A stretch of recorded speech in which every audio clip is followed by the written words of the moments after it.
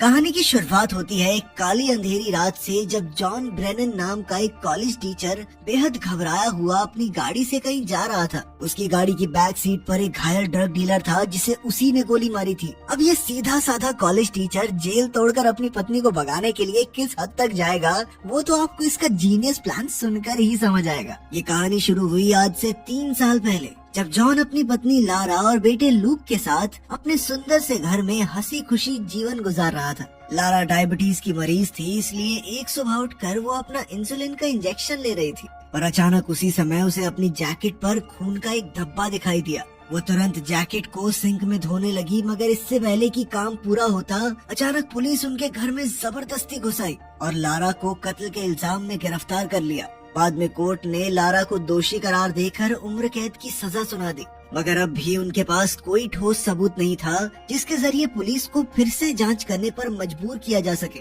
बल्कि सारे मौजूदा सबूत तो लारा के खिलाफ ही थे, जैसे कि उसके ऑफिस की एक कलीग ने उसे कत्ल की जगह से निकलते देखा था। उसकी जैकेट पर लाश के खून के निशान मिले थे और जिस हथियार से कत्ल किया गया था उस पर भी उसकी उंगलियों के निशान मिले। ये सब देखकर वकील ने जॉन से सीधे तौर पर कहा कि चाहे कुछ भी हो जाए, ये जेल से बाहर नहीं आ रही। जिसके बाद जॉन ने सीधे तौर पर उससे कहा कि वो जेल से बाहर तो आएगी। इसके बाद वो लारा से मिलने पहुंचा और वकील की कही हुई बातें बताई। जॉन की आंखें भरी हुई थी, जिसे देखकर लारा पहले ही समझ गई कि अब कुछ नहीं हो सकता और वो फूट फूट कर रोने लगी। खैर, बाद में उस रात जॉन को खबर मिली कि लारा को हॉस्पिटल में भर्ती किया गया है। वो बिना समय गवाए वहां पहुंचा, मगर वहां के स्टाफ ने उसे लारा से मिलने नहीं दिया। तब जॉन ने पुलिस वाले और डॉक्टर के साथ काफी बहसबाजी की और आखिरकार उसे कुछ देर के लिए लारा से मिलने की इजाजत मिल गई। जॉन ने देखा कि लारा को हथकड़ी से बिस्तर पर बांधा गया था और उसकी कलाई पर पट्टी बंधी थी। ये देखते ही वो समझ गया कि लारा यहाँ पर क्यों थी।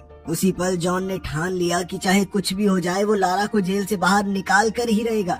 अब जॉन ने जेल से भागने पर लिखी किताबें पढ़ना शुरू किया और फिर वो डेमन नाम के एक आदमी से मिलने पहुंचा जो आज तक पूरे 7 बार जेल से भाग चुका था। डेमन ने कहा कि उसे अपना दिमाग खुला रख के ऐसी बारीकियां ढूंढनी होंगी जिससे जेल के रोजमर्रा के काम में परेशानी खड़ी की जा सके। उसे अपनी मंजिल पहले ही सोचकर रखनी होगी और ये ऐसी जगह होनी चाहिए जहाँ ज्यादा टूरिस्ट न जाते हो। वहाँ पहुँचने का सारा इंतजाम पहले ही करके रखना होगा। साथ ही बस, ट्रेन स्टेशन और एयरपोर्ट से दूर रहना होगा। इसके अलावा उन्हें ऐसे नकली कागजात बनवाने होंगे जिन्हें कोई आसानी से पहचान न पाए और किसी दूसरी स्टेट से होते हुए भागना होगा। और सबसे जरूरी बात कि उसे सारी पेमेंट कैश से करनी होगी ताकि कोई उसकी लोकेशन न पता कर सके। इसका मतलब ये था कि उसे इतना कैश इकट्ठा करना होगा जो लगभग 5 साल तक चले, क्योंकि तब तक केस थोड़ा ठंडा पड़ जाएगा। इस प्लान का सबसे मुश्किल काम था पिट्सबर्ग शहर के ब्रिजेस को पार करना, क्योंकि वहाँ पर 9/11 के आतंकी हमले के बाद पुलिस पूरे शहर को सिर्फ 15 मिनट में सील करना सीख गई थी। इसके अलावा उसे अपने माँ बाप और दोस्तों से हमेशा के लिए दूर होना होगा और शायद जरूरत पड़ने पर उसे किसी की जान भी लेनी पड़े। ये सब सुनकर जॉन अपने घर लौटा और फिर वो एक दीवार पर नक्शे और तस्वीरें चिपकाकर अपने प्लान का हिसाब लगाने लगा। इसके अलावा वो जब भी लारा से मिलने जेल में जाता था, वो वहाँ की बारीकियों पर काफी गौर करता था। उसने देखा कि लिफ्ट में एक की होल था और दूसरी ओर कुछ कर्मचारी छत की लीकेज ठीक करने आए थे। साथ ही उसने ये भी देखा कि कौन से ट्रक्स रोज वहाँ रुकते थे। अब जॉन अपना प्लान बनाने में इतनी शिद्दत से घुस चुका था कि वो कॉलेज में पढ़ाते समय भी अपने लैपटॉप पर इन्हीं बारीकियों की जांच करता रहता। तब उसने अपने घर को भी बेचने का फैसला किया, क्योंकि इस प्लान के लिए उसे ढेर सारे पैसे चाहिए थे। अब उसे नकली कागजात बनवाने थे, जिसके लिए वो एक खतरनाक मोहल्ले में जाने लगा। वहाँ उसने एक डीलर से ऑक्सीकॉन्टिन ड्रग खरीदना शुरू किया और बातों ही बातों में उससे नकली पासपोर्ट बनाने वाले का पता पूछा। काफी कोशिशें करने के बाद उसे एक आदमी मिला जिसने उसे बार में जाकर एक डीलर से मिलने को कहा, लेकिन यहाँ जॉन के साथ धोखा हो गया और कुछ गुंडे उसके पैसे चुरा कर ले गए। तभी बार में बैठे माइक नाम के आदमी ने ये सब देख लिया। खैर, कुछ दिन बाद जॉन एक बार फिर से उसी मोहल्ले में गया और इस बार 2 बाइक्स ने उसका पीछा किया। जैसे ही जॉन घर वापस पहुंचा तो उसके दरवाजे की घंटी बजी। जॉन ने दरवाजा खोला तो माइक उसके सामने खड़ा था। तब माइक ने कहा कि वो उसके लिए नकली पासपोर्ट्स बना सकता है। जॉन ने उसे कुछ तस्वीरें और एडवांस में पैसे दिए और फिर कहा कि आज के बाद मेरे घर वापस मत आना। जॉन ने कहा कि वो किसी और जगह पर पासपोर्ट लेने आएगा। माइक इसके लिए राजी हो गया, लेकिन उसने जॉन से कहा कि अगर मैं दिए हुए टाइम पे नहीं पहुंचा तो तुम वहाँ से चुपचाप भाग जाना। इसके बाद हम देखते हैं कि जॉन प्लान के मुताबिक एक बंदूक खरीदने पहुंचा और फिर उस दुकानदार से बंदूक चलानी सीखी। फिर अगले दिन वो माइक की बताई हुई लोकेशन पर पासपोर्ट लेने पहुंचा। मगर थोड़ी देर इंतजार करने के बाद जॉन को महसूस हुआ कि माइक लेट हो चुका है, पर फिर भी वो गया नहीं, वहीं बैठा रहा। कुछ ही देर में वहाँ मौजूद एक गाड़ी चली गई और तभी माइक उससे मिलने आया। माइक ने उसे इतनी देर तक रुकने के लिए डांटा क्योंकि असल में जो गाड़ी अभी गई वो एक पुलिस वाले की थी। खैर फिर उसने जॉन को नकली कागज थमा दिए और कहा कि तुम इस काम के पीछे पागल हो चुके हो और यही पागलपन तुमसे कोई गलती करवाएगा। खैर इसके बाद हम देखते हैं कि जॉन ने एक बम्प की बनानी सीखी, यानी एक ऐसी चाबी जो कोई भी ताला खोल सकती है। उसने इंटरनेट से देखकर ये चाबी बनाई और अगली बार जेल जाने पर इसका इस्तेमाल करने का फैसला किया। जिस दिन वो जेल गया उसने मेटल डिटेक्टर में अपनी बाकी चाबियों के साथ बम्प की भी डाल दी और जब वो डिटेक्टर से आगे बढ़ा तो उसने पुलिस वाले के देखने से पहले ही चुपके से चाबी उठा ली। जब वो बाकी लोगों के साथ हॉलवे में आगे बढ़ रहा था तो जॉन जानबूझकर सबसे पीछे रहा और फटाफट उसने एलिवेटर में चाबी लगाने की कोशिश की, पर बदकिस्मती से चाबी टूट गई और उसका आधा हिस्सा छेद में ही रह गया। जॉन ने उसी पल अपने हाथ में मौजूद दूसरा हिस्सा फेंक दिया और बेकसूर होने का नाटक करते हुए वहाँ खड़ा हो गया। कुछ ही पलों में एक पुलिस वाले ने वहाँ आकर ये देख लिया। तभी पुलिस वालों ने बाहर से आए सभी लोगों से पूछताछ करनी शुरू कर दी। जब जॉन की बारी आई तो उसने सिक्योरिटी कैमरा की फुटेज में देखकर कहा कि मैं तो इसमें दिखाई नहीं दे रहा, ये लंबा सा आदमी है ना, इसके पीछे था मैं। ये सुनकर ऑफिसर को उस पर थोड़ा शक तो हुआ, मगर सिर्फ शक के आधार पर कार्रवाई नहीं की जा सकती, इसलिए उन्होंने जॉन को जाने दिया। जैसे ही जॉन जेल के दरवाजे से बाहर निकला तो घबराहट के मारे उसकी हालत खराब हो गई। ये सब डिटेक्टिव क्विनिन ने देख लिया और उसे भी जॉन पर शक हो गया। तब से क्विनिन ने जॉन पर नजर रखनी शुरू कर दी, लेकिन जॉन इससे बिल्कुल अनजान था, बल्कि वो तो धीरे धीरे अपने घर का सामान बेचने में लगा हुआ था और जब भी उसका भाई उससे मिलने आता तो जॉन छुप कर बैठ जाता। एक दिन दोपहर के समय जॉन लूक को पार्क ले गया तो लूक के दोस्त कैरी की माँ ने उसे कैरी की बर्थडे पार्टी में आने के लिए इनवाइट किया। खैर बाद में जॉन एक बार फिर अपने प्लान की तैयारी में जुट गया। एक दिन अचानक उसने जेल के बाहर रुकने वाली नई वैन देखी और उसी पल उसके दिमाग में जबरदस्त आइडिया आया। अब वो मेडिकल वैन्स के जरिए अपने प्लान को अंजाम देने वाला था। फिर जॉन ने लारा की डायबिटीज पर थोड़ी रिसर्च की और बाद में लगातार वैन का पीछा करके उसके आने जाने का समय पता लगाया। इसके अलावा उसने इंटरनेट से एक टेनिस बॉल के जरिए गाड़ी का लॉक खोलने की ट्रिक भी सीखी। फिर अगले दिन उसने बॉल वाले तरीके से मेडिकल वैन का दरवाजा खोला और लारा के टेस्ट रिपोर्ट्स की तस्वीरें ले ली। बाद में उसने नकली टेस्ट रिपोर्ट बनाई जिसके मुताबिक डॉक्टर्स को ऐसा लगे कि लारा की हालत काफी खराब है। अगली बार जब जॉन लारा से मिलने गया तो लारा ने उसे काफी बुरी खबर दी। असल में 3 दिन बाद उसे इससे भी कड़ी जेल में भेज दिया जाएगा। यह सुनते ही जॉन के पैरों तले जमीन खिसक गई, क्योंकि अब उसे कैसे भी करके आने वाले 3 दिनों में अपने प्लान को अंजाम देना होगा। उसकी सबसे बड़ी दिक्कत तो पैसों की थी, क्योंकि अब तक उसका घर बिका ही नहीं था। आखिरकार उसने अपनी बंदूक उठाई और एक बैंक लूटने के इरादे से निकल पड़ा, मगर वहाँ पहुंचकर भी वो बैंक लूटने की हिम्मत नहीं जुटा पाया। बाद में वो फिर से लारा से मिलने गया और कहा कि वो उसे दूसरी जेल में भेजने के खिलाफ अपील करेगा। ये सुनकर लारा उससे काफी नाराज हो गई, क्योंकि जॉन सच्चाई अपनाने के लिए तैयार ही नहीं था। लारा ने कहा कि वो किसी सपने में जी रहा है, जहाँ उसे लगता है कि वो जेल से छूट सकती है, मगर असलियत में ऐसा कुछ होने की कोई उम्मीद ही नहीं है। आखिरकार जॉन को रोकने के लिए लारा ने उसके सामने कबूल कर लिया कि उसने ही कत्ल किया था। वो चाहती थी कि जॉन जिंदगी में आगे बढ़े, दूसरा परिवार बसाए, लेकिन जॉन को अब भी उस पर यकीन नहीं हुआ और वो फिर से लारा से मिला। इस बार जॉन ने उसे भरोसा दिलाया कि तुम हिम्मत मत हारो, मैं तुम्हें जेल से छुड़वाऊंगा। अब जॉन को जैसे तैसे पैसों का इंतजाम करना था, इसलिए रात होते ही जॉन उसी खतरनाक मोहल्ले में गया और फिर एक डीलर का पीछा करते हुए उसके बॉस के घर तक पहुंच गया। मौका मिलते ही जॉन ने अचानक डीलर को पकड़ लिया और उसे धक्का देकर घर के अंदर घुस गया। इसी दौरान घर के कुत्ते ने उसकी टांग पर काट लिया, लेकिन फिर जॉन ने उन्हें अपनी बंदूक से धमकाया और एलेक्स को कहकर कुत्ते को कमरे में बंद करवा दिया। अब जॉन ने उनसे पैसों की मांग की तो उन्होंने अपनी जेब में रखे सारे पैसे उसे दे दिए। एलेक्स ने जॉन से कहा कि तेरे अंदर किसी को मारने की हिम्मत नहीं है, कुत्ते तक पे गोली तो चला नहीं पाया तू। लेकिन तभी जॉन ने उन्हें डराने के लिए जमीन पर विस्की गिराकर उसमें आग लगा दी। अब एलेक्स ने कहा कि घर में एक बच्चा है और उसे आग से बचाने के लिए वो ऊपर दौड़ा। तभी जॉन भी डीलर को अपनी ढाल बनाकर उसके पीछे पीछे चला गया।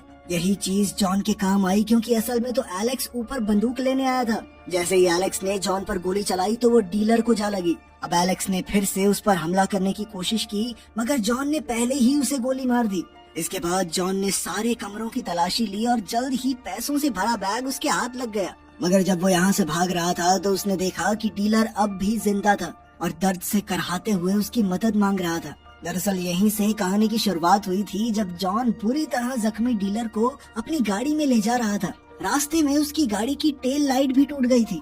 खैर, जॉन ने उसे हॉस्पिटल पहुंचाने के बारे में सोचा, लेकिन इससे पहले कि वो कोई फैसला कर पाता, डीलर ने उसकी गाड़ी में ही दम तोड़ दिया। आखिरकार जॉन ने उसकी लाश एक बस स्टॉप पर छोड़ दी और फिर अपने प्लान के मुताबिक एक पार्किंग लॉट में जाकर फेंस काटने में लग गया।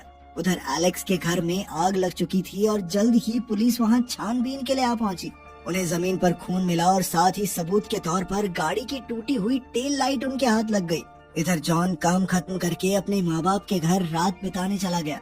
बाद में जब उसके पिता उसका बैग उठाकर रख रहे थे तो उनकी नजर प्लेन टिकट्स पर पड़ गई और जल्द ही वो समझ गया कि जॉन क्या करने की प्लानिंग कर रहा है। फिर अगली सुबह जाने से पहले जॉन ने लूक से अपने दादा दादी के गले लगने को कहा। असल में वो जानता था कि ये उनकी आखिरी मुलाकात होगी। अंत में जॉन के पिता ने भी उसे जोर से गले लगा लिया और भरे मन से अलविदा कहा। आखिरकार आज जॉन अपने प्लान को अंजाम देने वाला था। जल्द ही उसने सारा सामान बांधा और अपनी प्लानिंग के सारे नक्शे और कागज उसने फाड़ कर 2 अलग अलग कूड़े के बैग्स में भर दिए। इसके बाद वो मेडिसिन सेंटर पर पहुंचा और वहां की फोन लाइंस काट दी। फिर वो जल्दी से एक वैन में घुसा और लारा के ब्लड सैंपल्स बदलकर उसकी जगह अपनी बनाई नकली रिपोर्ट रख दी और फिर उसने लूक को उसके दोस्त कैरी की बर्थडे पार्टी के लिए कैरी के घर छोड़ दिया। जाने से पहले उसने कैरी की माँ से कहा कि अगर उसे आने में थोड़ी देर हो जाए तो लूक की जेब में उसके दादा दादी का फोन नंबर है। वहीं दूसरी तरफ हॉस्पिटल में डॉक्टर्स ने नकली ब्लड रिपोर्ट देखी तो उन्होंने लैब में फोन करके दोबारा पूछने की सोची, लेकिन वहाँ की फोन लाइंस बंद थी। अब डॉक्टर्स ने इंतजार न करते हुए इन्हीं रिपोर्ट्स के आधार पर लारा को हॉस्पिटल में भर्ती कर लिया। इधर पुलिस वालों ने टूटी हुई टेल लाइट के जरिए गाड़ी के मॉडल का पता लगाया। इसी तरह थोड़ी और जांच पड़ताल के बाद उन्होंने इस कड़ी को जॉन से जोड़ दिया। जैसे ही वो जॉन के घर पहुंचे तो उन्हें वही दीवार मिली जिस पर जॉन ने अपनी सारी प्लानिंग की थी। साथ ही डिटेक्टिव्स को खबर मिली कि लारा को हॉस्पिटल में भर्ती किया जा रहा है, तो उन्हें जॉन के इरादों पर शक हो गया और उन्होंने भी जल्द से जल्द हॉस्पिटल पहुंचने का फैसला किया। लेकिन जॉन उनसे पहले ही हॉस्पिटल पहुंच चुका था और वो डॉक्टर का कोट पहनकर लारा के कमरे तक पहुंच गया। फिर उसने पुलिस वालों को अपनी बंदूक से धमकाकर लारा की हथकड़ी खुलवा दी और पुलिस वालों को बांध दिया। मगर तभी लारा ने उसके साथ भागने से साफ इनकार कर दिया। इस बात से जॉन को इतना गुस्सा चढ़ा कि उसने लारा से कहा कि फिर अपने बेटे को फोन करके बता दे कि आज उसके माँ बाप जिंदा वापस नहीं आएंगे। ये सुनकर लारा को एहसास हुआ कि सच में उन्होंने पुलिस वालों को गन पॉइंट पर बांध रखा है और अगर वो नहीं भागे तो पक्का मारे ही जाएंगे। आखिरकार उसने फटाफट जॉन के दिए कपड़े पहने और जैसे ही एक नर्स ने उन्हें देखा तो वो तुरंत एलिवेटर में घुस गए। इधर नर्स ने चिल्लाकर सिक्योरिटी को बुला लिया था। वहीं जॉन और लारा ने अपने सफेद कोट्स उतारे और लॉबी तक पहुंचे, मगर वहां पर डिटेक्टिव्स पहले ही उन्हें पकड़ने के लिए तैयार खड़े थे। उन्हें देखते ही जॉन ने किसी और मंजिल का बटन दबा दिया और डिटेक्टिव सीढ़ियों पर उनका पीछा करने लगे। जैसे ही एलिवेटर का दरवाजा खुला तो जॉन ने उन दोनों के कोट्स सीढ़ियों के पास फेंक दिए और खुद एक बार फिर से एलिवेटर में घुस गया। उनके कोट देखकर डिटेक्टिव्स को लगा कि जॉन और लारा सीढ़ियों से भागकर पार्किंग लॉट में चले गए, इसलिए वो भी तुरंत वहीं पहुंच गए। लेकिन असलियत तो ये थी कि जॉन और लारा फिर से लॉबी में चले गए थे और कुछ ही पलों में हॉस्पिटल के मेन दरवाजे से बाहर निकल गए। जैसे ही वो सड़क पार पहुंचे तो जॉन ने अपनी जैकेट बदल ली और कुछ ही पलों में वो एक बेसबॉल टीम के फैंस की भीड़ में गुम हो गए। ये भीड़ स्टेशन की तरफ जा रही थी। आखिरकार डिटेक्टिव्स के वहां पहुंचने से पहले ही जॉन और लारा ट्रेन में चढ़ गए, मगर मुसीबत अभी खत्म नहीं हुई थी, क्योंकि जॉन जानता था कि अगले स्टेशन पर पुलिस उन्हें पकड़ने का इंतजार कर रही होगी। इसलिए उसने अचानक ट्रेन की इमरजेंसी ब्रेक खींच दी। अब ट्रेन के रुकते ही जॉन और लारा बाहर आ गए और उन्होंने देखा कि वो उसी पार्किंग लॉट के सामने थे जहां जॉन कुछ दिन पहले आया था। जॉन ने फेंस में छेद किया था और इसी छेद के जरिए वो दोनों पार्किंग लॉट में पहुंचे, जहां जॉन की गाड़ी पहले से तैयार खड़ी थी। अब वो बिना समय गवाए फुल स्पीड में निकल पड़े और उन्होंने समय रहते पहला ब्रिज पार कर लिया। अब उनका अगला काम था लूक को उठाना, मगर तभी ये खुलासा होता है कि जॉन एक छोटी सी बारीकी पर गौर करना भूल गया था। असल में जब वो कैरी के घर पर लूक को लेने पहुंचा तो पता चला कि पार्टी तो जू में थी और वो सब अभी तक वापस नहीं लौटे थे। वहीं दूसरी ओर पुलिस वाले जॉन के मोहल्ले में जोरों शोरों से छानबीन कर रहे थे। जल्द ही उन्हें कूड़े का बैग मिला जिसमें जॉन की प्लानिंग के सारे कागज थे। उधर जॉन तेजी से जू की ओर निकला, मगर ऐन वक्त पर उसने सड़क बदल ली। उसने लारा से कहा कि वो सड़कें बंद होने से पहले लूक को उठा नहीं पाएंगे, इसलिए जॉन ने कहा कि उन्हें लूक को यहीं छोड़कर भागना होगा, क्योंकि उसके दादा दादी उसका ख्याल रख सकते हैं। जॉन ने कहा कि जब मामला ठंडा हो जाएगा तो वो लूक को अपने साथ ले जाएंगे, मगर लारा अपने बेटे के बिना रहने को हरगिज राजी नहीं थी, इसलिए उसने अचानक गाड़ी का दरवाजा खोलकर अपना सर बाहर निकाल दिया। तभी एक ट्रक से उनकी भयंकर टक्कर होने वाली थी, लेकिन ऐन वक्त पर जॉन ने गाड़ी घुमा दी। आखिरकार उसने गाड़ी रोककर लारा से बात की। तब उसे भी समझ आ गया कि वो अपने बेटे के बिना नहीं रह पाएंगे, इसलिए उसने वापस जाने का फैसला किया। अब वो दोनों सीधा जू पहुँचे और लूक को अपने साथ लिया। इसके बाद अब उन्हें किसी भी तरह बचकर चेक पॉइंट को पार करना था। तभी अचानक जॉन के दिमाग की बत्ती जली और उसने ट्रेन स्टेशन पर जाकर एक बूढ़े अंकल आंटी को लिफ्ट देने का ऑफर दिया। फिर वो उन्हें लेकर चेक पॉइंट तक पहुंच गया, जहां पर गार्ड्स एक जवान पति पत्नी और उनके बच्चे वाली गाड़ी की तलाश कर रहे थे। जॉन की गाड़ी में एक बूढ़े अंकल आंटी भी थे, इसलिए गार्ड्स ने उन्हें बिना पहचाने जाने दिया। आखिरकार जॉन ने अंकल आंटी को शहर में छोड़ा और फिर वो सीधा कैनेडियन एयरपोर्ट पर चले गए। जल्द ही उनकी तस्वीरें भगौड़ों के नाम से टीवी पर आने वाली थी, मगर इससे थोड़ी देर पहले ही उनके पासपोर्ट चेक हो गए। खुशकिस्मती से उसी समय गार्ड की ड्यूटी बदल गई और नया गार्ड ये नहीं जानता था कि जॉन और लारा तो अंदर जा चुके हैं। उधर जॉन के घर पर पुलिस ने कूड़े में मिले कागज जोड़े तो उन्हें हाइती देश की एक तस्वीर मिली। अब उन्होंने तुरंत उस देश को जाने वाली सभी फ्लाइट्स रोकने के लिए टीम भेजी, मगर इससे कोई फायदा नहीं हुआ। तब जाकर क्विनन को एहसास हुआ कि असल में उन्हें प्लान के आधे ही कागज मिले थे, क्योंकि जॉन उन्हें भटकाने के लिए जानबूझकर ये बैग छोड़कर गया था। जॉन चाहता ही ये था कि हाइती के नकली सुराग के चक्कर में पुलिस का समय बर्बाद हो और तब तक वो अपने प्लान में कामयाब हो जाए। उधर जॉन, लारा और लूक तो वेनेजुएला की फ्लाइट में बैठ चुके थे। इसके कुछ दिन बाद हम देखते हैं कि जॉन और लारा करास्कस शहर में लूक के साथ खुशी खुशी रह रहे थे। तो क्या आप किसी से इतना प्यार करते हैं जितना जॉन लारा से